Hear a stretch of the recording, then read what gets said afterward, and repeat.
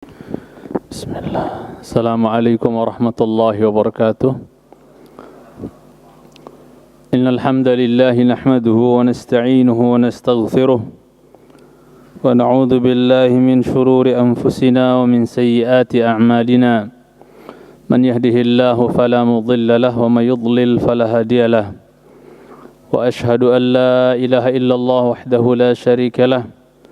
وأشهد أن محمدا عبده ورسوله لا نبي بعده قال الله عز وجل يا أيها الذين آمنوا اتقوا الله حق تقاته ولا تموتن إلا وأنتم مسلمون وقال يا أيها الناس اتقوا ربكم الذي خلقكم من نفس واحدة وخلق منها زوجها وبث منهما رجالا كثيرا ونساء واتقوا الله الذي تساءلون به والأرحام إن الله كان عليكم رقيبا وقال يا أيها الذين آمنوا اتقوا الله وقولوا قولا سديدا يصلح لكم أعمالكم ويغفر لكم ذنوبكم ومن يطع الله ورسوله فقد فاز فوزا عظيما أما بعد فإن أحسن الحديث كتاب الله وخير الهدي هدي محمد صلى الله عليه وسلم وشر الأمور محدثاتها فإن كل محدثة بدعة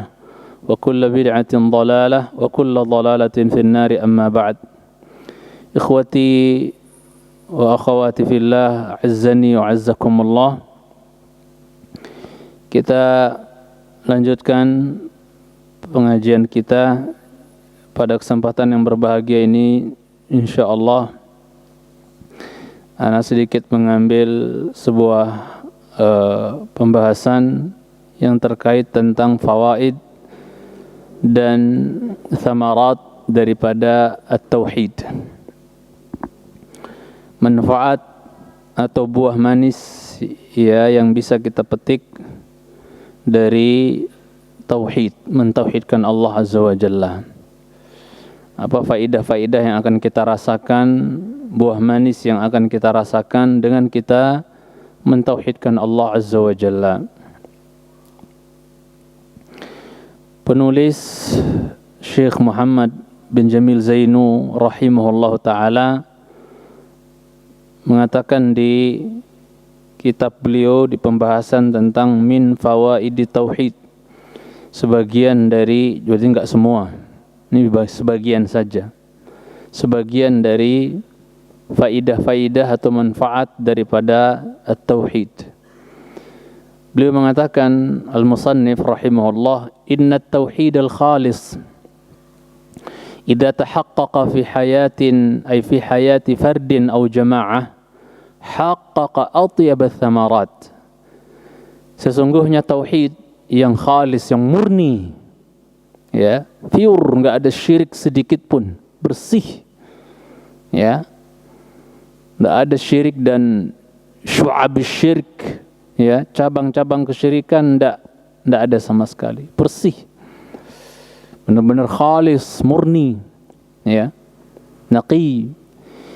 Idza tahaqqaqa, apabila dia terwujud tauhid yang bersih, yang murni tersebut, terwujud dia dalam kehidupan, ya, baik individu maupun masyarakat, maka haqqaqa atyab ath-thamarat, dia akan mewujudkan setayib-tayib buah, semanis-manis buah, ya, seindah-indah buah.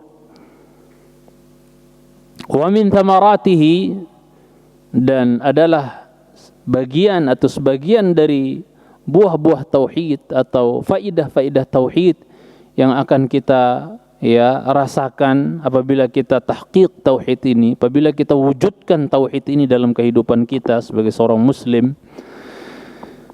Di antaranya yang pertama, beliau menyebutkan rahimahullah, tahrirul insan minal ubudiyah wal khudu', ya, li ghairillah. Tahrirul insan minal ubudiyyati wal khudu'i li ghairillah. Dengan tauhid, maka manusia itu akan merdeka, bebas, lepas, ya, dari penghambaan atau perbudakan, ya, wal khudu', lepas, merdeka dari ketundukan, ya, li ghairillah, kepada selain Allah Azza wa Jalla. Dia akan lepas, merdeka, ya, free dari apa? Dari perbudakan, penghambaan, ketundukan kepada selain Allah Azza wa Jalla. Berarti apa? Ubudiyahnya, ya, penghambaannya hanya kepada siapa? Allah Azza wa Jalla. Khudu'nya, tunduknya, nyerahnya itu hanya kepada Allah Rabbul Izzati wal Jalal, tidak kepada selain Allah Azza wa Jalla. Ya. Min asya', dari benda-benda, ya, karena tidak sedikit manusia yang terhadap benda-benda pun dia tunduk, ya, bahkan memperbudak dirinya terhadap benda-benda tersebut. Waliyadzubillah, menghambakan dirinya kepada benda-benda tersebut, ya, dia tunduk kepada benda-benda tersebut, dia hormat kepada benda-benda tersebut. Ya, sebagian orang berinteraksi dengan jenis-jenis atau keris-keris tertentu, misalnya, udah kayak apa ya, megangnya saja harus dengan cara-cara tertentu, sampai harus di bulan tertentu harus dimandiin. Ritual apa namanya itu, mandiin keris tuh? Ada kan ritual kayak gitu jemaah? Ada enggak? Ada itu. Allahu Akbar. Ya, udah kayak budak benda saja, mesti dicintai karena Allah Subhanahu wa taala. Harus dipegang dengan cara tertentu. Ya, ana punya, ya, pengalaman dalam hal ini dan saya lihat dengan mata kepala sendiri. Sebagian keris harus dipegang dengan cara tertentu. Enggak boleh, pokoknya udah kayak Allah musta'an. Saya pernah lihat masalahnya jemaah. Kemudian wa makhluqatin la yakhluquna syai'a, menghambakan diri, tunduk kepada makhluk-makhluk yang mereka tidak bisa menciptakan sesuatu apapun. Ya. Maka dengan tauhid kita akan merdeka dari itu semua, dari menghambakan diri, memperbudak diri, ya, tunduk, khudu kepada makhluk-makhluk yang mereka enggak mampu berbuat apa-apa. Hatta menciptakan lalat juga enggak mampu, kata Allah. La yakhluqu dzubaba. Mereka enggak akan mampu menciptakan walau seekor lalat. Wa hum yukhlaqun, yang ada malah sebaliknya, mereka diciptakan. Enggak mampu menciptakan, yang ada mereka diciptakan. Dan penciptanya adalah Allah Azza wa Jalla. Wa la yamlikuna li anfusihim darran wala naf'a. Dan juga mereka tidak memiliki bagi diri mereka sendiri, apalagi untuk orang lain. Tidak memiliki, tidak kuasa atas dirinya sendiri. Ya, tidak memiliki untuk diri mereka sendiri darran wala naf'a. Enggak bisa memberi madarat, enggak bisa juga, ya, atau bisa kita artikan enggak bisa menolak madarat dari dirinya sendiri dan tidak bisa menarik manfaat untuk dirinya sendiri, apalagi untuk orang lain. Dan contoh-contohnya banyak, sering kita, ya, contohkan lah. Kayak jimat-jimat yang kadang kita mau kemana, ya, atau seseorang mau kemana dibekalin pakai jimat tertentu misalnya, dengan tujuan untuk menjaga dia dalam perjalanan supaya aman, tidak ada gangguan, tidak ada maling, tidak ada jambret, tidak ada, ya, perampok dan seterusnya. Subhanallah. Padahal benda-benda tersebut bisa enggak dia menolak madarat dari dirinya?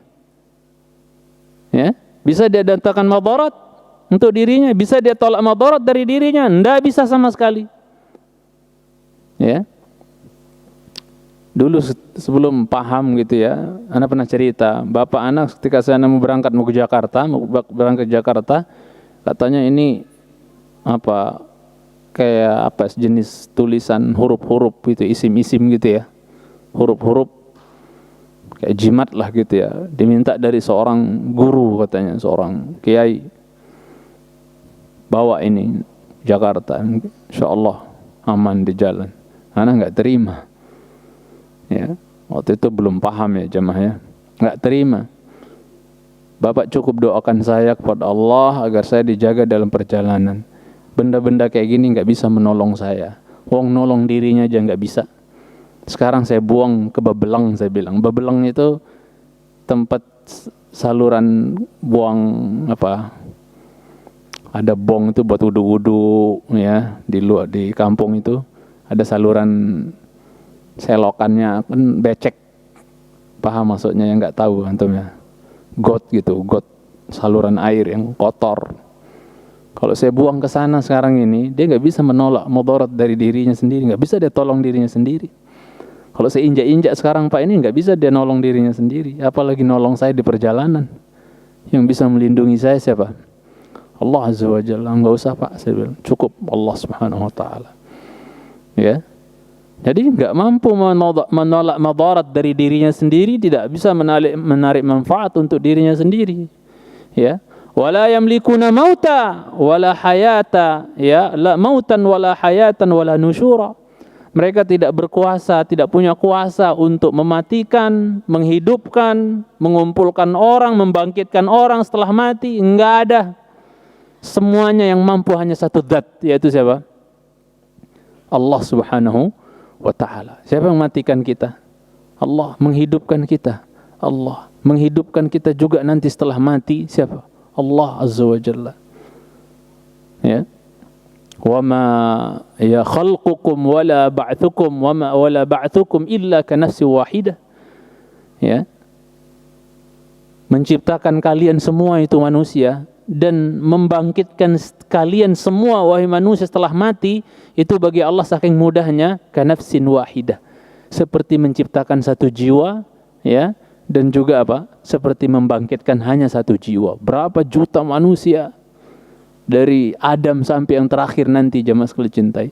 Bagi Allah menciptakan mereka dan membangkitkan mereka setelah kematian itu seperti menciptakan dan seperti membangkitkan hanya satu orang saja. Mudah bagi Allah. Hanya mengatakan kun fayakun. Mudah bagi Allah. Wa kana dzalika 'ala Allah yasir. Itu mudah bagi Allah Azza wa Jalla. Kemudian فالتوحيد تحرير للإنسان من كل عبودية إلا لربه الذي خلقه فسواه. Maka tauhid adalah memerdekakan, ya, di antara tujuan dan buah manis tauhid adalah memerdekakan manusia dari setiap peribadatan kecuali hanya kepada Allah Azza wa Jalla yang telah menciptakan manusia tersebut dan telah menyempurnakan ciptaan manusia tersebut. Alladzi khalaqa fasawwa. Dia Allah yang telah menciptakan dan menyempurnakan, Masya Allah, sebaik-baik rupa. Ahsani taqwim, sebaik-baik rupa, sebaik-baik bentuk. Allah Azza wa Jalla. Ya. Jadi hanya kepada Allah kita arahkan semua ubudiyah, peribadatan. Dengan tauhid kita akan merdeka dari penghambaan kepada selain Allah Azza wa Jalla. Ya. Kemudian tahrirun li'aqlihi minal khurafat wal awham. Ini diperhatikan jemaah. Orang kalau dia belajar tauhid, dia faham tauhid, dia wujudkan tauhid dalam kehidupan dia, merdeka dia dari apa? Khurafat-khurafat yang ada. Dan geng-gengnya khurafat lah, tatayur, takhayul. Ya. Banyak kita dengar di tengah-tengah masyarakat khurafat-khurafat yang ada, jemaah sekalian cintai. Tatayur apalagi? Ya. Ya, takhayul apalagi? Subhanallah, suka yang berbau-bau kelenik dan seterusnya. Dengan tauhid merdeka kita. Dulu mungkin kita juga termasuk yang pernah punya keyakinan-keyakinan tertentu tentang wah kalau ada burung apa malam hari maka ini. Iya enggak jemaah? Gitu. Dulu di kampung saya ada sejenis burung yang suka nemplok di pohon kelapa, namanya kecial maling namanya. Kayak jiblek. Ya, mancong kecil hidung apa mulutnya tuh pengisap apa, pokoknya pengisap apa ya, cairan-cairan di bunga-bunga pohon gitu ya. Nah suka nyomplok di kelapa. Nah itu kalau bunyi di malam hari ya ada maling malam ini katanya. Keyakinan seperti itu. Tatayur, ya, menganggap nasib sial dengan tingkah laku burung, tatayur. Dan at-tiyaratu syirik, kata Nabi sallallahu alaihi wasallam. Tatayur itu syirik. Belum lagi khurafat. Ya. Keyakinan-keyakinan tertentu.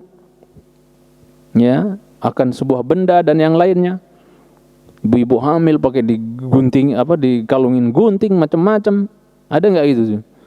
Dengan keyakinan-keyakinan tertentu, iketin apalah, benang apa, macam-macam lah. Ya, belum lagi takhayul. Ya. Dengan kita faham tauhid, merdeka kita dari itu semua, jemaah sekalian cintai Allah Subhanahu wa taala. Wal auham, ya. Ya, hal-hal yang yang tabu, yang enggak jelas gitu, jemaah sekalian cintai Allah Subhanahu wa taala. Merdeka kita. Yang enggak ada hakikatnya, ya. Yang berbau mistik-mistik dan seterusnya, auham. Lepas kita dari itu semua. Negeri kita kan Masya Allah banyak orang yang mempercayai hal-hal yang berbau mistik, ya tak? Subhanallah. Apalagi kalau udah judulnya penjaga laut ini, laut itu, dan semua, Masya Allah. Menyebar di masyarakat kita, penunggu ini, penunggu itu, ya tak? Ini karena lemahnya tauhid, rusaknya tauhid pada diri seseorang tersebut. Kita kalau udah belajar tauhid, nggak pakai itu semua. Nggak ada gitu-gituan, nggak percaya. Ya, lepas kita, merdeka kita dari itu semua. Ini buah manis tauhid yang pertama. Kita akan merdeka dari hal-hal yang berbau khurafat, tatayyur, takhayyul, ya, dan yang lainnya. Jemaah sekalian cintai Subhanahu wa taala. Ya, penghambaan diri kepada makhluk. Ya, seorang dukun yang kadang-kadang menghambakan diri kepada khodamnya.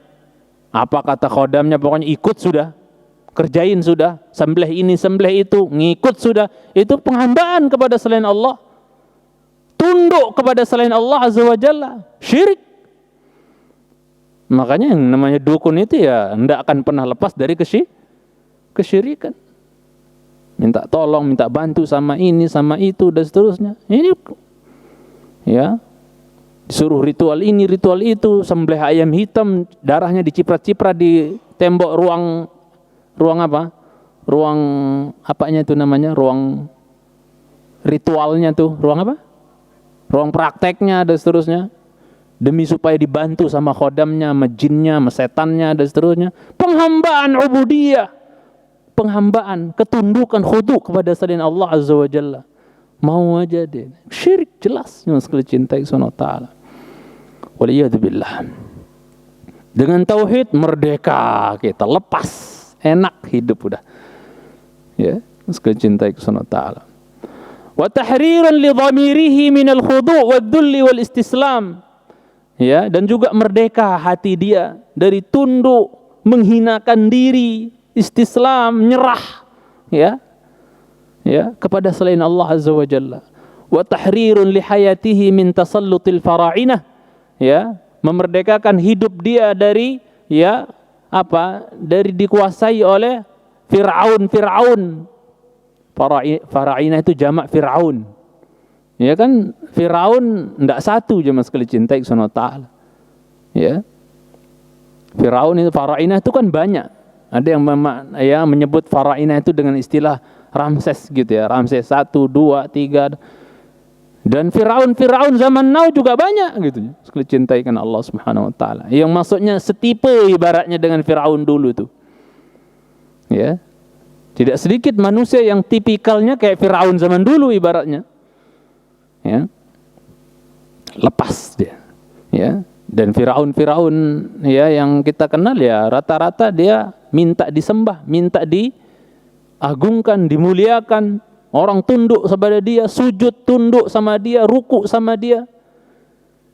Dengan kita ada tauhid, kita akan lepas dari itu semua. Lihat seorang sahabat yang ketika dia mau masuk ke salah satu di antara raja Romawi kalau saya tidak keliru, itu supaya dia ketika masuk ke istana raja tersebut, dia harus nunduk karena memang setiap panakawan dia kalau mau menghadap kepada raja tersebut, dia harus apa? Harus apa jemaah? Harus sujud malah, nyosor, harus. Paham maksudnya? Kayak dunia keraton biasanya seperti itu kan, ngensot, nganset dan Allah musta'an. Manusia loh itu. Ya. Allah musta'an, manusia ini luar biasa ya. Maka apa jemaah sekalian cintai, demi supaya dia, karena dia diketahui nggak bakal mau apa, ya, nggak bakal mau merunduk kepada selain Allah Azza wa Jalla, maka sengaja dibikinin apa jemaah, supaya dia ketika masuk itu apa, ketika mau masuk itu kan orang kalau menghadap ke raja itu kan dia harus apa, paham. Lah itu udah ketahuan ini kalau dia masuk, dia orang Islam bertauhid, menunduk hanya kepada Allah, rukuk hanya kepada Allah, maka dia nggak akan mungkin mau apa, ketika masuk menghadap nggak akan mungkin dia apa, Muslim hanya tunduk kepada Allah, khudu, merendahkan diri hanya kepada Allah Azza wa Jalla. Maka disiasatin oleh mereka, oleh rajanya disuruh, tolong di pintu dia masuk, pintu istana, tolong dikasih apa, palang. Supaya apa? Supaya apa? Ketika dia masuk mau nggak mau apa? Berarti dia nunduk, maksudnya, paham maksudnya ya? Subhanallah. Dia tahu dikerjain seperti itu, sudah masuknya pakai tombongnya. Muslim punya izzah, tauhid, yang mendesain dia seperti itu tauhid. Kalau orang nggak punya tauhid, tinggi, ya. Jadi walaupun kita di hadapan siapa Pak Jenderal atau siapa bintang 10 ibaratnya, jangan jangan. Lillah, itu semua untuk Allah Azza wa Jalla. Makanya para ulama mentahdir kita dari inhina, merunduk-runduk kepada manusia itu jangan, cinta biasa aja. Kita manusia semuanya mulia. Maksudnya posisi kita sebagai manusia itu ya mulia gitu kan. Walaqad karramna bani Adam, kami telah muliakan anak Adam itu. Jadi jangan merunduk-merunduk berlebihan. Ya. Yang membedakan kita mulia dan tidak itu hanya takwa, bukan jabatan. Jangan lebay sama pejabat, jangan lebay sama atasan. Ya, sekalian cinta Subhanahu wa taala. Kemudian jamaah yang saya muliakan, wal arbab, ya. Jadi memerdekakan diri, memerdekakan hidup juga dari apa? Dari ketundukan kepada apa? Tuhan-tuhan, ya, arbab, ya, Tuhan-Tuhan selain daripada Allah Azza wa Jalla. Wal kahanah, ya, memerdekakan diri dari dukun-dukun. Coba antum sebelum ngaji tauhid dulu, sebelum ngaji sunnah dulu, masih ada nggak yang kadang-kadang datang ke dukun? Dulu ya, dulu. Ada nggak kira-kira di antara antum? Ya, anak yakin ada gitu dulu. Tapi begitu dapat hidayah sunnah, paham tauhid, oh udah bikin janji sama Allah sampai mati nggak akan bakal lagi saya datangi dukun. Karena dukun kata Nabi, ya, dalam hadis Bukhari, apa? 1 benernya, 100 bohongnya, dustanya. Dalam hadis Ibunda Aisyah radhiyallahu taala anha. Dan barang siapa datangin dukun, ya, dia nggak akan diterima sholatnya 40 malam yang sudah lalu. Sholatnya yang sudah lalu 40 malam, ikut 40 harinya juga, itu nggak diterima kata Nabi SAW. Lam tuqbalu salatun 40 yauma, 40 laila. Kemudian siapa yang datang ke dukun, kemudian dipercaya dengan apa yang diucapkan, dia telah kufur terhadap Al-Quran yang telah diturunkan kepada Nabi Muhammad sallallahu alaihi wasallam. Man ata 'arrafan fasaddaqahu bima yaqul faqad kadzaba wa faqad kafara bima unzila ala Muhammadin sallallahu alaihi wasallam. Dengan tauhid bersih kita dari dukun-dukun, enggak mau. Hatta kita kalau udah ngaji, jemaah, ngaji tauhid, udah kenal sunnah, ngaji tauhid, saking septinya, ini ada Pak tukang urut misalnya. Kadang-kadang kalau dia baca-baca, itu antum sudah langsung tanya-tanya aja tuh, Pak, baca apa Pak? Takut kalau yang dia baca bahasa-bahasa Hindu, mantra-mantra nggak jelas. Saking septiknya kita nggak mau. Kalau udah pakai bacaan-bacaan yang aneh dan seterusnya, udah kabur aja dah. Ya. Itu kalau dia masih pakai sekedar bismillah dan ya zikir-zikir syariah, it's okay gitu ya. Tapi kalau udah baca-baca nggak jelas-jelas, kabur udah, ini udah kayak dukun aja nih. Saking safety-nya kita nggak mau gitu kan. Sekali cintai Subhanahu wa taala. Udah tobat sudah, dulu seneng dukun, sekarang wis merdeka dari dukun. Tauhid yang membentuk kita dan mendesain kita seperti itu. Kalau bukan karena tauhid, mungkin antum pecinta dukun sampai sekarang. Dan saya kenal sebagian orang dan kerabat saya dulu, ya,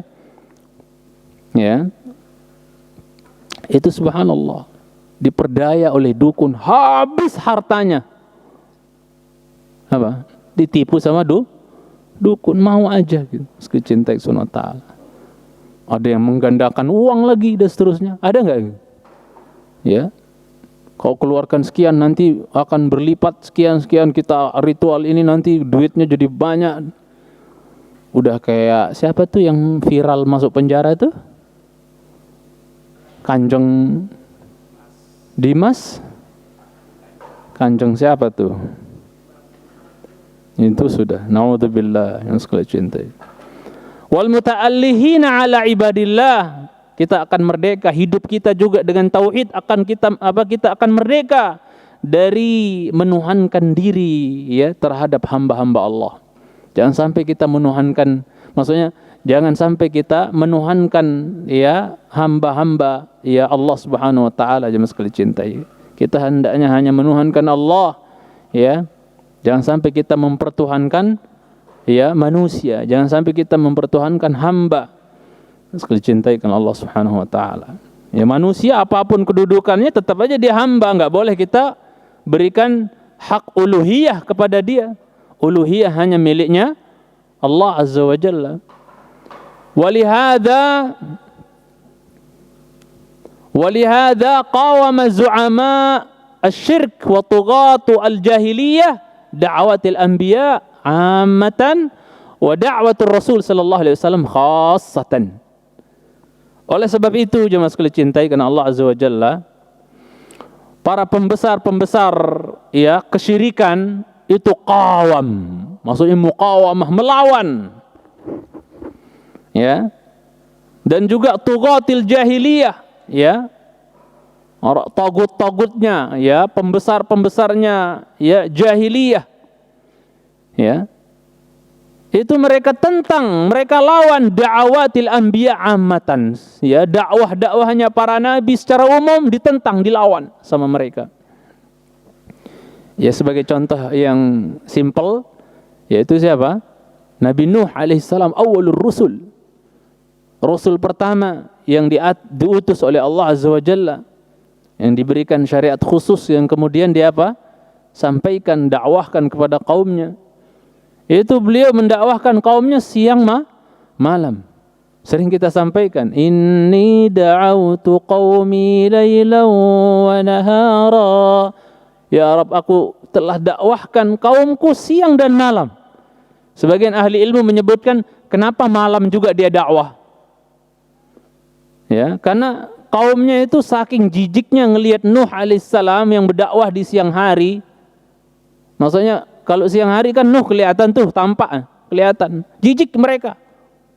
Bosan melihat muka kamu wahai Nuh, katanya. Enggak mau kami.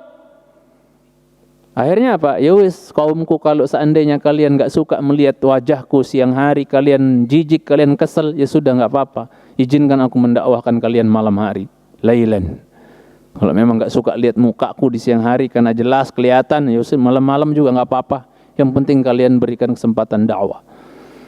Falam yazidhum du'ai illa firara. Ternyata dakwah Nuh alaihissalam tidak menambah bagi mereka kecuali makin lari. Bahkan tagut-tagutnya, dai-dai syiriknya yang muqawamah, melawan, mengkanter. Nuh berdakwah tauhid siang malam, lah dai-dai syiriknya juga dakwah.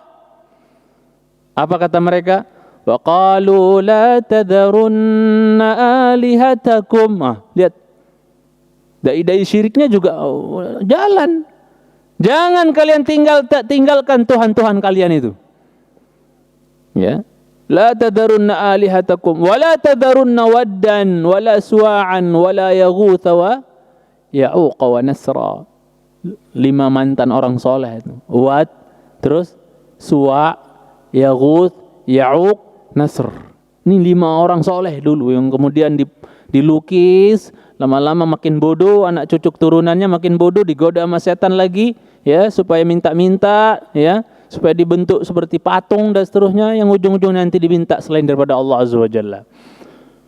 Ya, itu kata dai-dai syiriknya, la tadharunna waddan, jangan tinggalkan Wad, Suwa, Yaghut, Ya'uq, Nasr, 5 berhala itu, jangan ditinggalkan. Coba Nuh dakwah tauhid, ya, dengkot-dengkot syirik juga dakwah syirik. Makanya ini juga hendaknya menjadi bahan penyemangat buat kita jemaah. Kalau dai-dai syirik ya semangat dengan dakwah syiriknya, kita juga hendaknya lebih semangat lagi sebagai dai untuk mendakwahkan tauhid. Ya. Jangan kalah, ibaratnya ahlul batil begitu semangat, masa ahlul haq ciut. Ya, lemes, lemah, tidak berani, diam. Ini yang ditakutkan, yang dikhawatirkan oleh Umar bin Khattab radhiyallahu taala anhu. Bagaimana ahlul batil begitu berani dan pedenya dengan kebatilannya, tapi ahlul haq malah tidak pede dengan hak yang dia usung. Ya, ini keheranan dari Umar bin Khattab radhiyallahu taala anhu, orang yang sangat tegas kita kenal dalam beragama. Ada bau-bau syirik mau muncul, langsung dipatahkan sama beliau. Antum ingat pohon Ridwan yang dulu Nabi dibaiat di bawahnya? Udah mulai itu, ya. Udah mulai di zaman beliau ada orang yang sholat 2 rakaat di bawah pohon itu. Sholat apa di bawah pohon 2 rakaat? Hatta dia pernah dibaiat Nabi pernah dibaiat di bawah pohon tersebut. Apa hubungannya? Sholat 2 rakaat di situ biar berkah tabaruk. Karena Nabi pernah dibaiat di sini, Nabi pernah berpijak di sini. Nggak ada hubungannya, nggak ada syariatnya. Mulai ada orang sholat di situ. Oleh Umar radhiyallahu taala didatengin, diceramahin di tempat. Setelah dipahamkan langsung ditebang pohon Ridwan itu. Enggak peduli. Sekali cintai sunnah ta'ala. Zaman Syekh Muhammad bin Abdul Wahhab rahimahullah, ada pohon yang disebut dengan Syajaratul Fahul. Ya, perempuan belum dapat jodoh, minta jodoh di situ. Ya fahlal fahul urzuqna zaujan qabla al-haul. Minta jodoh di situ. Anak ibu-ibu yang belum punya anak disobek kain, diikat-ikat di ranting pohon itu biar dapat anak. Syirik. Dan itu yang memperjuangkan adalah ya dakwahnya apa? Dengan sebab barokahnya dakwahnya siapa? Syekh Muhammad bin Abdul Wahhab, dibantu oleh Malik Saud dahulu itu. Dan kemudian datang yang dikatakan, yang dibangga-banggakan, dikatakan khilafah Utsmaniyah, padahal khilafah kuburiyin. Yang dibangga-banggakan khilafah Utsmaniyah itu orang nggak ngerti sejarahnya gimana itu khilafah Utsmaniyah itu. Syirik, khurafat, bid'ah, menentang ya dakwah tauhid yang diusung dulu oleh Syekh Muhammad bin Abdul Wahhab rahimahullah taala, ya, yang pusatnya ibaratnya di Hijaz, di Mekah dahulu itu. Pembantaian habis-habisan. Dakwah ini negeri tauhid Saudi itu tegak bukan dengan enak-enak, Pak. Dengan kepala-kepala ulama penggal dahulu, ya, dengan kepala-kepala umara yang teguh dengan tauhid dahulu itu, sekali cintai. Pada dieksekusi sebagiannya di Mesir dulu itu, ya, ada atas perintah dari ya umara Utsmaniyah dulu, yang dikatakan khilafah Utsmaniyah. Orang nggak ngerti aja tuh, nggak paham. Oh nangis-nangis, oh hancur khilafah Utsmaniyah, ya hancur. Banyak syiriknya, banyak bid'ahnya, banyak khurafatnya, nggak ngerti aja, ya. Kemudian yang sekali cintai karena Allah Subhanahu Wa Taala. Jadi Nuh alaihissalam berdakwah siang malam, kaumnya juga yang dengkot-dengkot syirik berdakwah agar jangan meninggalkan berhala-berhala tersebut. Li'annahum kanu ya'lamuna ma'na la ilaha illallah. Karena mereka dulu faham makna daripada la ilaha illallah. Ya. Isinya bahwasanya i'lanun 'am li tahriril bashar. La ilaha illallah itu isinya adalah mengumumkan, memproklamasikan di hadapan manusia secara umum.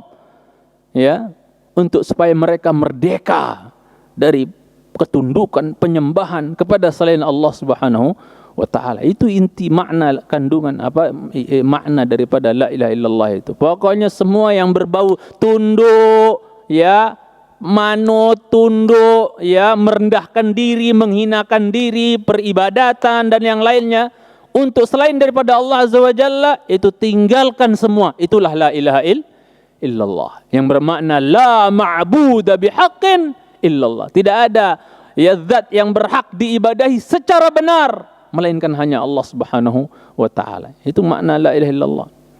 Ya. Dan orang-orang musyrikin jahiliyah dahulu tahu banget, orang Quraisy, kafir Quraisy dulu tuh tahu banget makna la ilaha illallah, dan konsekuensi la ilaha illallah tahu sekali mereka. Mereka makanya enggak mau ucapin. Karena konsekuensinya semua tuhan-tuhan yang banyak, 360 berhala yang mengelilingi Ka'bah, bahkan ada di dalamnya, itu semua mereka harus hajar, tinggalkan semua. Kepada satu ilah saja yang di langit, yaitu Allah Rabbul Izzati wal Jalal. Tahu mereka konsekuensinya, faham benar mereka, bahkan mereka lebih faham makna la ilaha illallah dibandingkan kita hari ini. Karena mereka enggak mau ucapkan. Konsekuensinya harus meninggalkan semua yang ditundukin, maksudnya yang mereka tunduk kepadanya selain daripada Allah, yang mereka minta dan harapkan selain daripada Allah Azza, mereka harus tinggalkan semua. Enggak ada lagi Lat, Uzza, Manat, Hubal dan yang mereka harus tinggalkan semua. Konsekuensinya berat. Makanya mereka mengatakan aja'alal alihata ilahan wahida inna hadza la syai'un ujab. Apakah Muhammad itu menjadikan satu Tuhan-Tuhan yang banyak menjadi hanya satu Tuhan saja? Ini aneh banget, kata dia. Karena turun-temurun memang mereka sudah apa?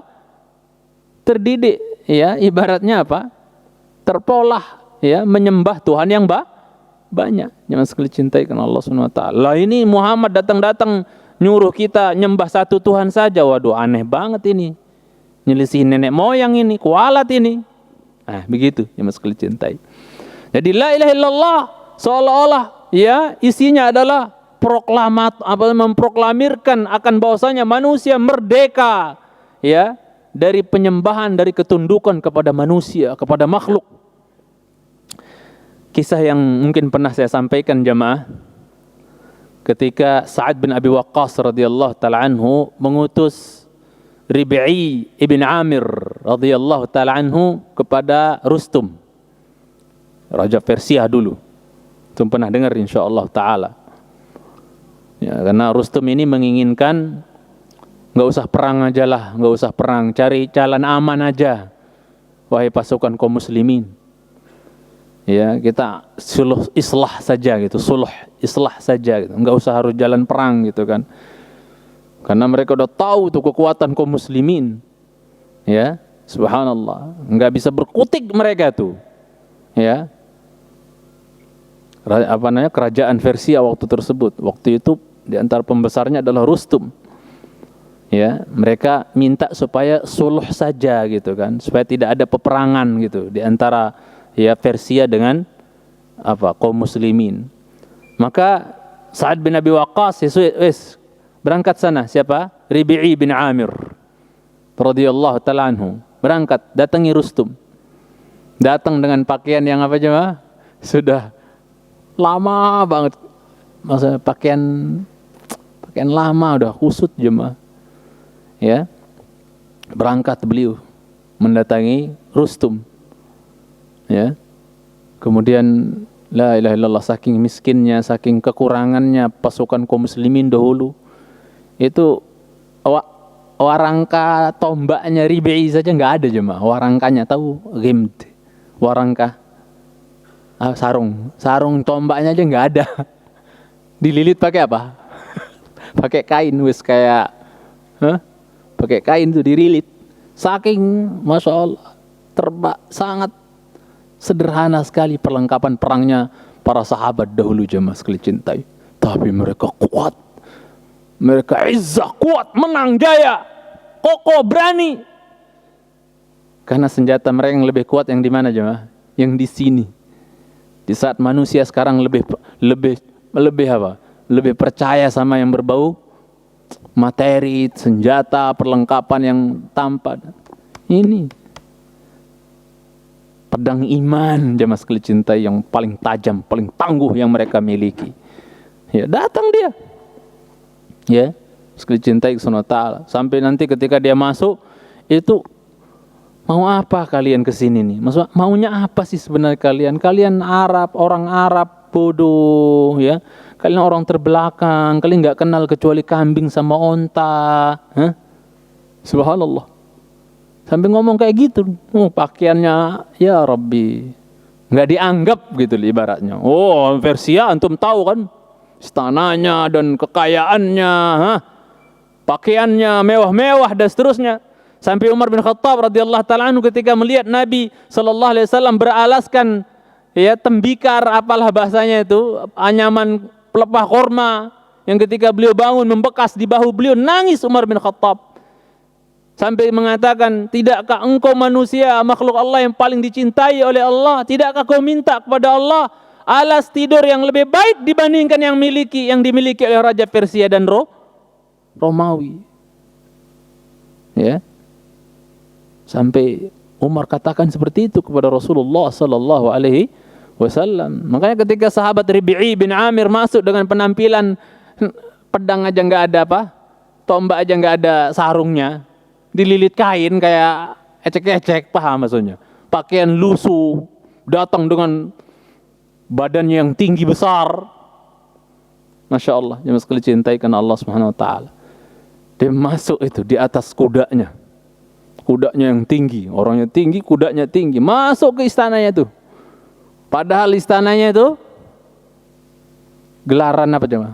Ibaratnya bahasa sekarang karpet merah, ibaratnya panjang sampai kemana? Ujungnya sampai di tempat duduknya siapa? Raja. Subhanallah. Masuk dia. Pakai kuda dia masuk. Orang aja merangkak-rangkak, ibaratnya nunduk-nunduk. Ini pakai kuda dia masuk. Dia tambat kudanya di pojok. Diikat. Tadi tiang atau di pojok apa? Diikat di situ. Nyantai aja dia. Begitu dia turun, tombaknya itu dibuka, kain lilitannya itu dibuka. Antum bayangkan karpet merah itu, ibaratnya untuk ngadep ke raja sampai seluruh rajanya. Itu dia buka, sambil dia jalan, dibelah itu. Beranian seorang muslim, nggak ada apa-apanya orang kafir tuh. Nggak mau menghinakan diri di hadapan orang kafir, hatta dia raja ibaratnya. Udah dibelah itu. Sambil dia jalan, antum bayangkan ya. Sambil dia jalan, belah itu. Karpet merah itu. Pada pelongok-pelongok semua. Karena sengaja Rustum itu mengundang semua panakawannya, menterinya dan seterusnya agar melihat kehebohan dan ketinggian dia. Orang pada tunduk sama dia. Panakawannya banyak berbaris. Nggak ada satupun yang ngomong. Hatta Rustumnya nggak bisa ngomong apa-apa. Orang lusuh tinggi masuk pakai kuda, ada penjatanya ecek-ecek, jalan bebelah itu, nggak peduli. Sampai ke depannya Rustum, dia taruh tongkatnya di depan, dia duduk di situ. Ya, dia taruh tongkatnya di depannya, Dia duduk seperti dia duduk di lantai, tombaknya di depan dan dia bertumpu dengan tombaknya. Paham maksudnya nggak ya? Ngomong, paham maksudnya? Ditanya sama siapa tuh? Rustum, maja abikum. Kita lihat sekarang tauhid jemaah yang membentuk mereka jadi pemberani militan kayak gitu tuh apa jemaah? Tauhid. Kalau nggak ada tauhid, kayak kerupuk, mental kerupuk. Tauhid. Makanya ustadz kita ini yang kokoh dengan dakwah tauhidnya itu, yang sepuh-sepuh terutama itu, nggak takut mati mereka. Nggak ada takut mati. Ketika hancurin rumah aja mau keluar, beliau kalau nggak diseret, maksudnya dirayu supaya keluar lewat belakang, nggak mau dihadapin itu sendiri, padahal berani. Ustadz kita juga di Pasar Minggu nggak takut. Ya, saya sudah siap mati, tapi di antara kalian juga harus ada yang mati. Pada kabur, pada bubar semua. Berani. Tauhid jemaah, kalau tauhid udah nancep dalam hati itu, enggak ada yang ditakut illallah kecuali Allah. Enggak ada yang besar kecuali Allah Subhanahu wa taala. Apalagi sekedar Rustum raja Persia yang mereka songong kurang ajar menyobek-nyobek surat Nabi sallallahu alaihi wasallam sampai Rasul mendoakan mazzaqallahu mulkah. Semoga Allah juga menyobek-nyobek, mengoyak-ngoyak kerajaannya Persia itu. Kena doa Nabi hancur Persia. Kalau Romawi kan masih dihormati surat Nabi ya, makanya dia masih eksis ya enggak? Ya itu baru surat Nabi dia dikoyak satu surat lembar dibayar pakai satu negara, satu daulah, hancur Persia tuh. Mas kalian cintai, luar biasa. Maja abikum, sebenarnya kalian datang mau ngapain? Kamu datang ngapain ke sini nih? Mau ngapain kamu? Ke orang Islam tuh ngapain? Orang Arab kalian ngapain sih? Mau apa kalian? Wah ini orang Syiah nggak demen nih denger nih, ngono Persia, ya Persia, negeri mereka ibaratnya kan, mas kalian cintai Syiah nggak demen banget nih denger nih, ya, benci banget makanya mereka sama Arab, apalagi kampungnya Umar ibaratnya, benci banget, nggak suka mereka. Apa yang membuat kalian datang ke sini? Apa sih yang kalian mau dari kami dan seterusnya? Simple, perhatikan jemaah. Dengar nih, yang semangat-semangat dengan dakwah-dakwah yang enggak jelas. Yang tujuannya enggak jelas kadang-kadang. Ya. Lihat apa tujuan. Ini udah tertanam. Ini perlu dicatat oleh tinta emas ini. Jawaban daripada Rib'i bin Amir ketika ditanya oleh Rustum. Apa sih tujuan kalian ini? Orang Arab, orang kampungan taunya mbek sama onta gitu. Kok bisa-bisanya jadi mau apa sih kalian? Ternyata kami pengen kerajaanmu. Begitu? Kami ingin membentuk daulah, itu langsung ketujuannya disebut? Enggak. Kami pengen ghanimah gitu, harta benda kalian pengen kami rampas, pengen kami orang jadi kaya nih. Kami kan kurang-kurang nih duitnya, hartanya. Kami pengen harta kalian nih. Makanya kami mau serang kalian. Begitu? Enggak ada ngomong-ngomong kayak gitu. Ngomongnya teratur dan sudah dengan ilmu dan dengan tempaan iman yang baik, tauhid yang mantap. Apa kata dia? Nanti habis azan insyaallah. Silakan azan dulu insyaallah.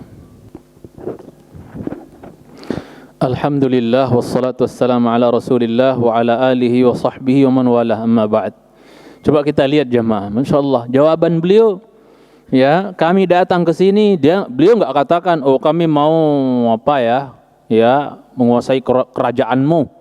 Kami ingin dapat harta benda yang kalian miliki. Kalian kan kaya nih dari segi perekonomian, kami pengen rampas, pengen ngambil gitu. Enggak sama sekali jemaah. Ya. Yang berbau duniawi itu tak tersebut sedikit pun dalam tujuan mereka datang. Apa kata beliau? Rib'i bin Amir radhiyallahu ta'ala anhu, laqad ibtata'ana Allah, ya, laqad ibta'athana Allah, ya, linukhrijal ibad min ibadatil ibad ila ibadati rabbil ibad. Ya. Kemudian beliau mengatakan wa min juril adyan ila adlil Islam wa min dhiqid dunya ila sa'atid dunya wal akhirah. Tujuan kami datang adalah apa? Allah mengutus kami. Lihat kata-kata laqad ibta'athana Allah. Emang dia nabi, Ustaz? Allah mengutus kami. Berarti nabi itu para sahabat? Bukan. Kenapa dikatakan ibta'athana Allah? Seolah-olah mereka juga diutus oleh Allah. Kenapa dikatakan seperti itu? Karena apa jemaah? Begitu Nabi kita sallallahu alaihi wasallam dinobatkan jadi nabi, ya, diangkat jadi nabi dan rasul, kemudian masuk 1, 2, 3, 4, 5, 6 terus bertambah, terutama yang as-sabiqun al-awwalin fil Islam, al-awwalun fil Islam, ya. Itu maksudnya generasi-generasinya tamatan-tamatannya rumahnya Zaid ibn al-Arqam ibn Abil Arqam. Sekali cintai karena Allah Subhanahu wa taala. Orang-orang yang lama, orang-orang yang ibaratnya udah ya as-sabiqun al-awwalun dalam Islam, sekali cintai. Begitu mereka ya mengimani apa yang dibawa oleh Nabi kita sallallahu alaihi wasallam, yang Nabi kita diutus dengannya oleh Allah, yang Allah bebankan kepada Nabi kita untuk pikul dari dakwah risalah tauhid ini, ya. Begitu mereka para sahabat beriman ikut, seolah-olah mereka juga apa jemaah? Punya beban yang sama. Ya. Seolah-olah mereka juga diutus dengan apa yang Allah utus Nabi kita dengannya. Paham maksudnya jemaah? Maksudnya apa jemaah? Siap membela, siap bareng-bareng untuk berjuang menegakkan tauhid ini. Jadi seolah-olah mereka juga seperti diutus. Makanya dia laqad ibta'atsana Allah. Allah mengutus kami. Bukan berarti mereka nabi, tapi maksudnya apa? Apa yang dibawa oleh nabi dari risalah, kami siap juga memikul apa yang dipikul oleh siapa? Rasulullah SAW. Saya pernah sampaikan kemarin ucapan para sahabat yang muda-muda terutama. Sudah saya sampaikan kan? Ingat nggak? Kata para sahabat tuh, kau suruh kami mendaki gunung tertinggi sekalipun kami daki ya Rasulullah. Kau suruh kami selami laut terdalam pun kami selami ya Rasulullah. Ambil harta kami semaumu ya Rasulullah. Sisakan untuk kami dari harta kami semaumu ya Rasulullah. Wallahi yang kau ambil dari harta kami lebih baik buat kami dibandingkan yang kau tinggalkan buat kami. Paham maksudnya? Luar biasa, totalitas jemaah sekalian cintai. Ya. Jadi ketika mereka mengatakan laqad ibta'atsana Allah, sungguh Allah telah mengutus kami, bukan berarti mereka diutus jadi nabi. Maksudnya apa? Apa yang menjadi taklif, pembebanan buat nabi kita dari dakwah tauhid ini, mereka juga siap untuk ikut andil. Hatta harus mengorbankan harta dan mengorbankannya nyawa sekalipun mereka siap. Jemaah kecintai kalau Allah Subhanahu wa taala. Itu maksudnya. Terus apa? Tujuan kami diutus ini untuk apa? Linukhrijal ibad min ibadatil ibad ila ibadati rabbil ibad. Kami ingin mengeluarkan hamba-hamba Allah, ya. Kami ingin mengeluarkan hamba, kami ingin memerdekakan hamba. Jadi jamaah, mohon maaf saya selip sedikit. Sebuah negeri walaupun sudah dibilang merdeka, merdeka, merdeka, tapi syiriknya akeh, syiriknya masih banyak, hakikatnya udah merdeka enggak itu jemaah? Belum merdeka. Kalau sebuah negeri udah merdeka dari syirik, baru dia merdeka secara hakiki. Itu istiqlal hakiki. Itu kemerdekaan yang murni, yang hakiki. Tatkala syirik sudah dibasmi oleh sebuah negara tersebut. Walaupun dikatakan merdeka, tapi syiriknya masih bercokol, masih merajalela, belum merdeka sebenarnya. Ya, dulu para sahabat prinsipnya gitu. Ya. Kami ingin mengeluarkan hamba dari peribadatan terhadap hamba kepada peribadatan kepada Tuhan hamba. Itu tujuan kami. Berarti apa jemaah? Memerdekakan manusia dari penghambaan kepada manusia. Memerdekakan makhluk manusia dari penghambaan kepada makhluk. Itu tujuan kami. Enggak ada yang lain-lain kok. Enggak ada yang muluk-muluk. Mau jadi orang kaya, mau jadi mau kami menjadi raja, mau menguasai kerajaan. Enggak. Ya. Adapun nanti dikasih oleh Allah berupa materi atau apa setelah itu hadiah dari Allah. Ada ghanimah, ada fai, ada apa istilahnya, itu dari Allah, hadiah, bonus dari Allah. Tapi tujuan inti perjuangan kami adalah apa? Memerdekakan hamba dari peribadatan kepada hamba, kepada peribadatan hanya kepada Tuhannya hamba. Siapa? Allah Rabbul Izzati wal Jalal. Jelas itu? Seolah-olah seperti itu. Ini tujuannya. Ini tujuan kami, enggak muluk-muluk, hanya itu. Kesian manusia diperbudak oleh manusia. Ya, dijadikan hamba manusia. Ya, manusia menghambakan diri kepada manusia, aneh. Karena manusia yang satu punya kekuasaan, punya pengikut, punya harta, punya senjata, akhirnya manusia yang lemah diperbudak sama mereka. Kami ingin keluarkan dari itu. Berarti Islam itu mengusung apa jemaah? Al-adl. Mengusung apa jemaah? Keadilan. Di saat hari ini keadilan hanya simbol semata, penghias mulut, hakikatnya jauh. Ya. Yang Nabi kita sallallahu alaihi wasallam dahulu, "Lau anna Fatimah binti Muhammadin saraqat laqata'tu yadaha." Seandainya Fatimah putri Muhammad maling, nyolong, mencuri, saya langsung Muhammad yang akan apa? Motong tangannya sendiri. Itu keadilan. Kalau sekarang Allah musta'an. Ya. Hanya penghias di 5 sila aja kadang-kadang di hari ini jemaah. Hakikatnya masih semu. Allah musta'an.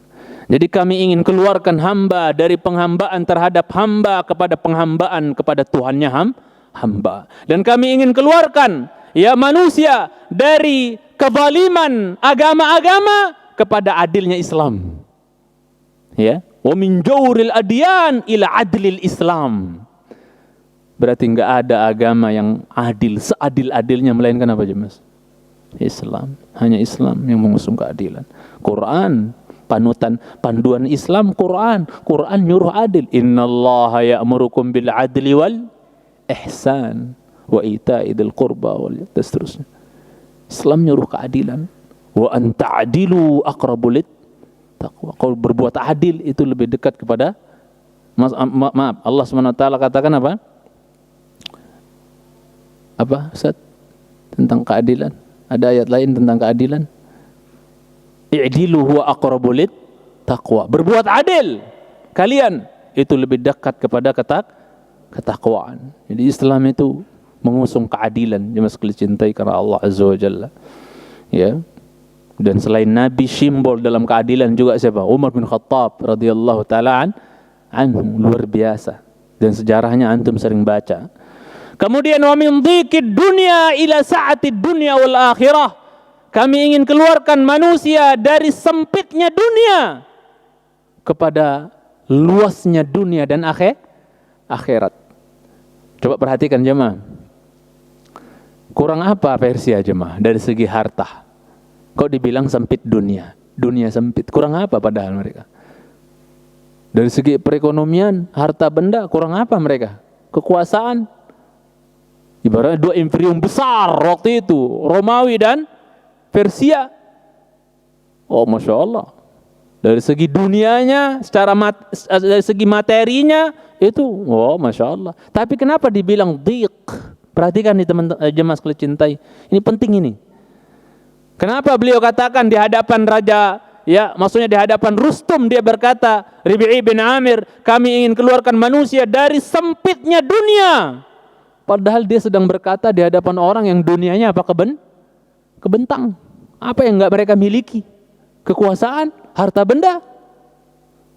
Tapi kalau dibilang dhiqid dunia, sempitnya dunia.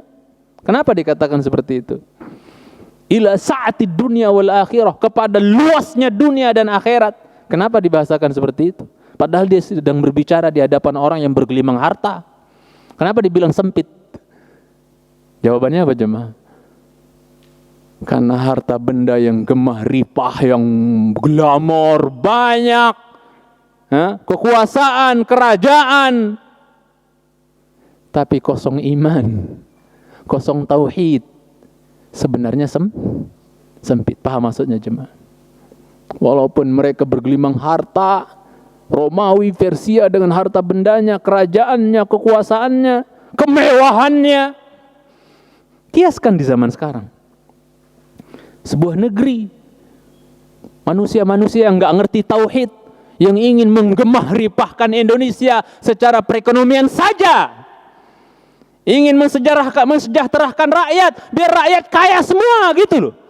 Ada kan orang yang mikirnya seperti itu, tapi nggak pernah memperhatikan tauhid dan keimanan rakyat. Ya,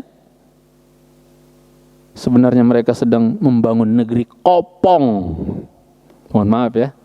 Membangun negeri kopong. Kurang apa mereka dulu di kaum-kaum sebelum kita dulu? Kurang apa mereka dari segi apa? Kerajaan, harta benda dan seterusnya. Tapi ketika mereka kufur, kurang apa Sabak dulu jemaah? Satu-satunya negeri yang dilabelin oleh Allah dalam Al-Quran, baldatun thayyibatun wa rabbun baldatun thayyibah, gemah ripah, tapi ternyata kafarat bi an'amillah.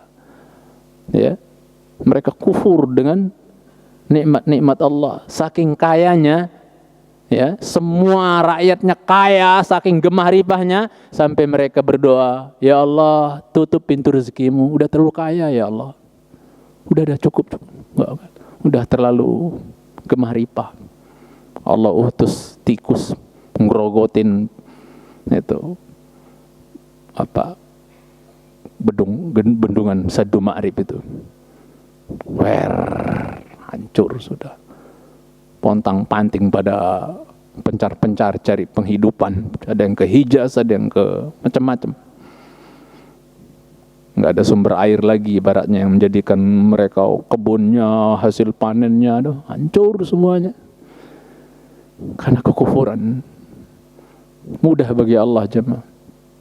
Mudah bagi Allah. Ya.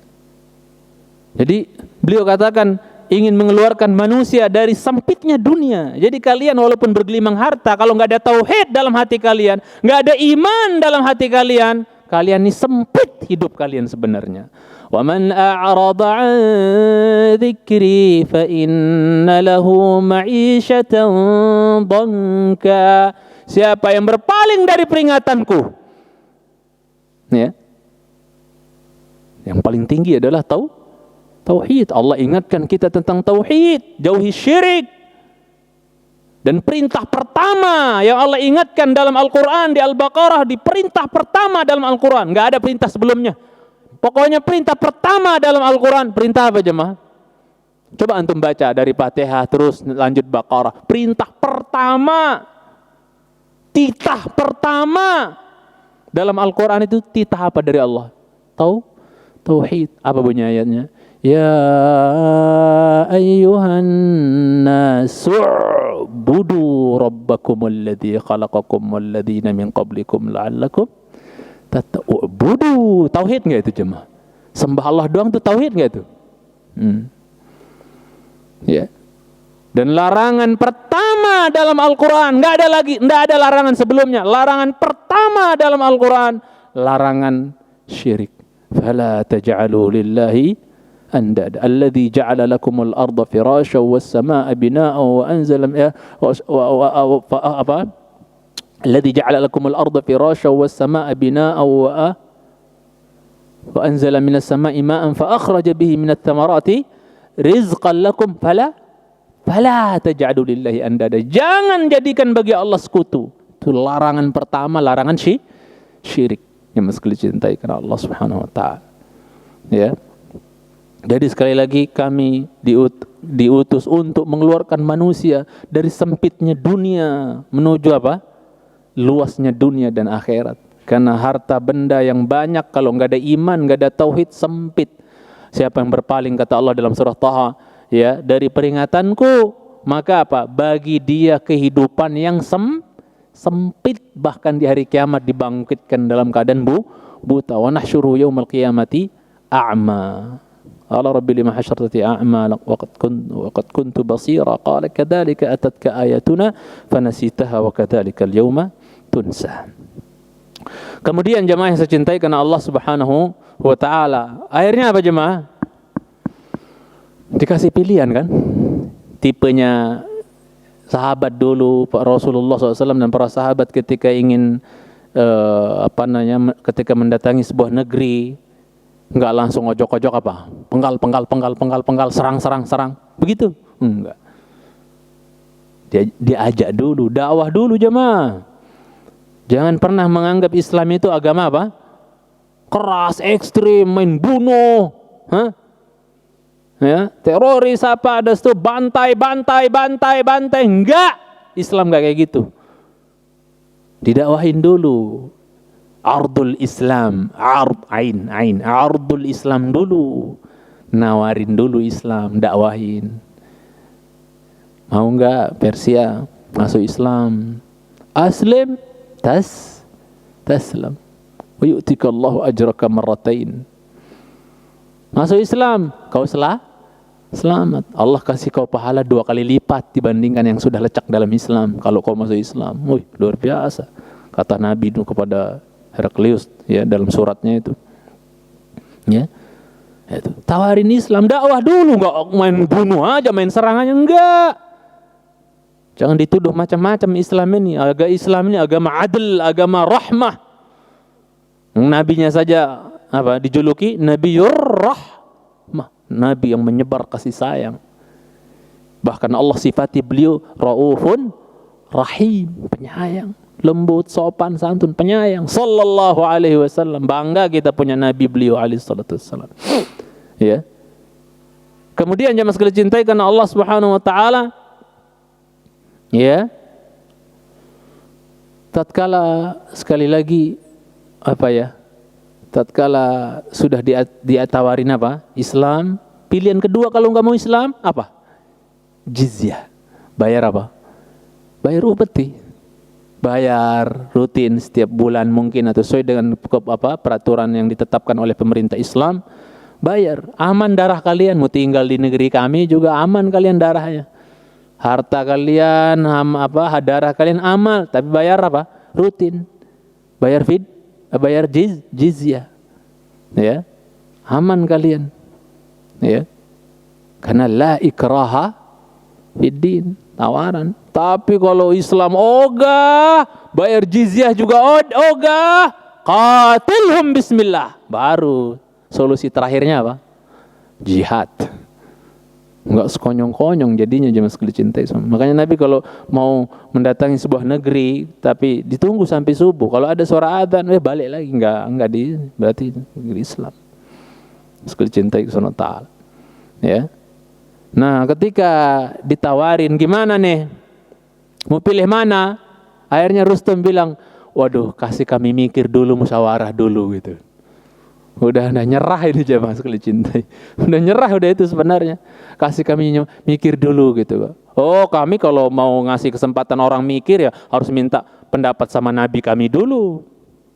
Akhirnya maksudnya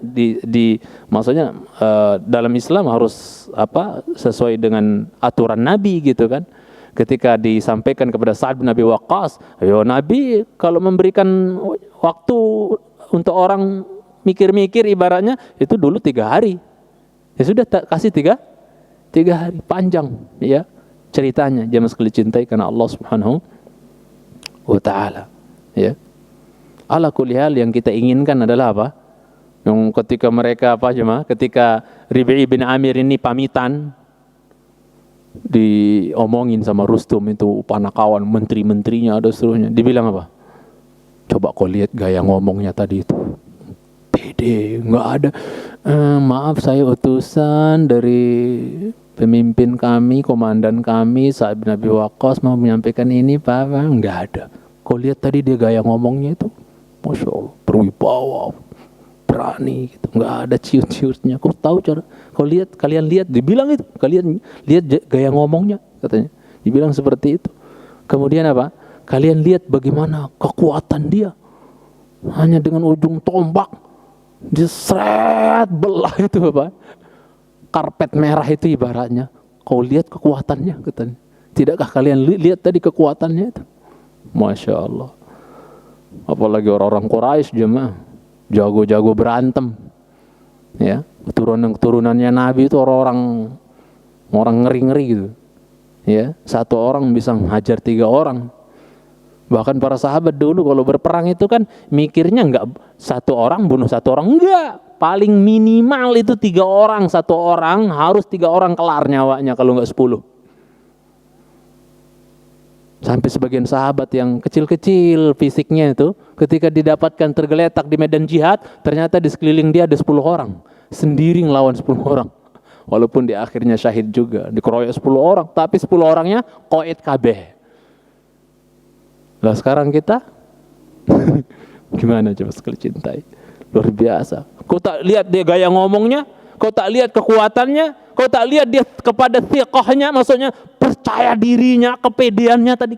Masya Allah, orang-orang berani itu. Ini baru 1. Baru 1 orang itu. Gimana yang banyak di sana tuh? Itu kita mau hadapi, lumat kita, jadi bubur kita kalau melawan mereka ibaratnya. Subhanallah. Jadi udah ibaratnya sebulan sebelum tempur udah kayak kerupuk kena air jemaah. Nusirtu birra'b masirata syahr. Aku ditolong oleh Allah dengan diberikan rasa takut, gentar, gemetar musuh itu sebulan sebelum bertempur. Kata Nabi sallallahu alaihi wasallam. Ala kulli hal jemaah itu tujuan.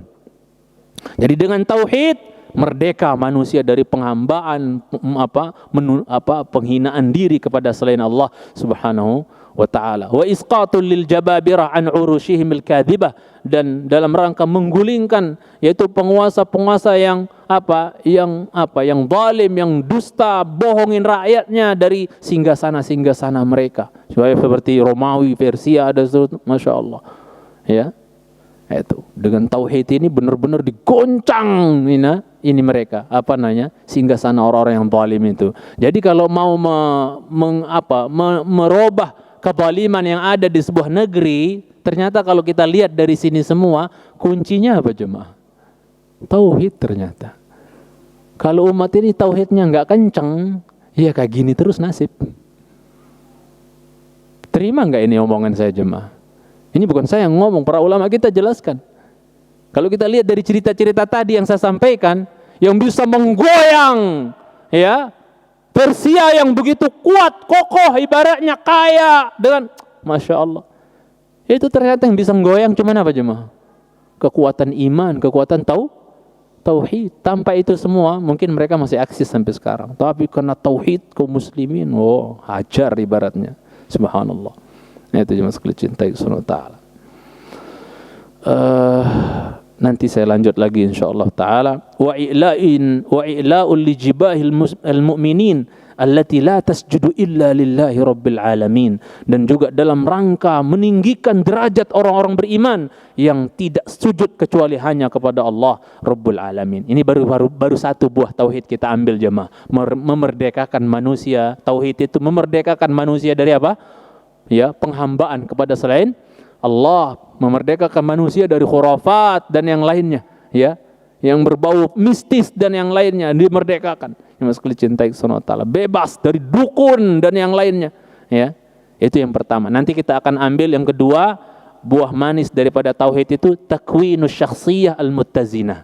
Dengan tauhid orang itu akan terbentuk apa jemaah? Kepribadiannya akan terbentuk kokoh.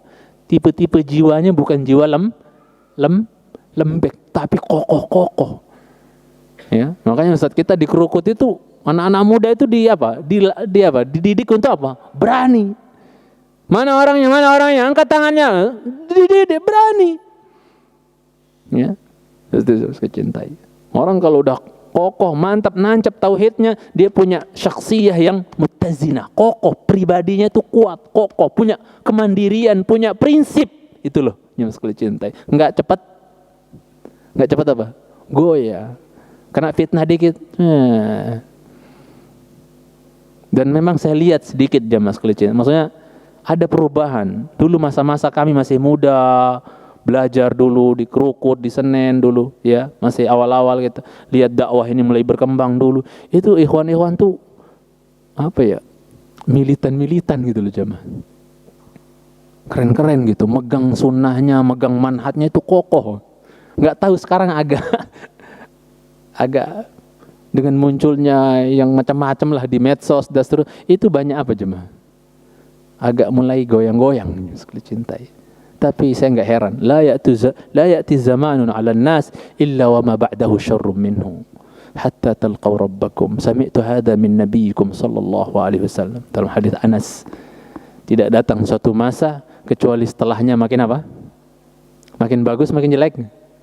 Makin jelek, makin lemah, makin kurang. Ya, itu.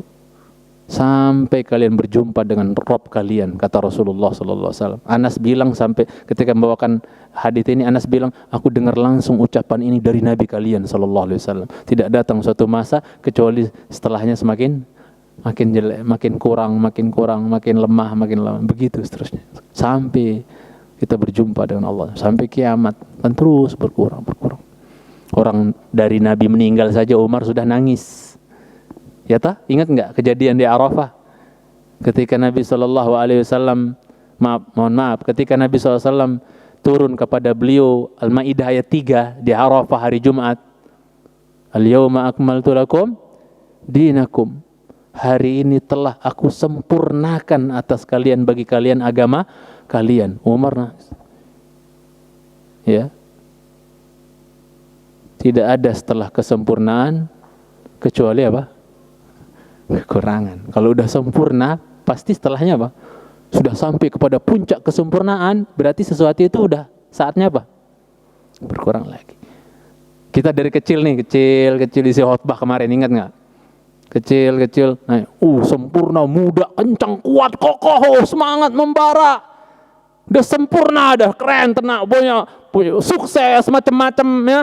Di umur-umur 40 itu ya, Masya Allah, sukses, puncak kesuksesan. Setelah itu, umur sudah makin lemas, makin tua, sampai masuk kuburan. Begitulah kehidupan jamaah sekalian cintai. Ya. Nanti kita lanjut insyaallah buah yang kedua. Barakallahu fikum. Mohon maaf atas kekurangan ilmu. Kita salat subhanakallahumma hamdika asyhadu an la ilaha illa anta astaghfiruka wa atubu ilaik. Wa sallallahu ala Muhammad wa ala alihi wasallam. Akhiru da'wana alhamdulillahirabbil alamin.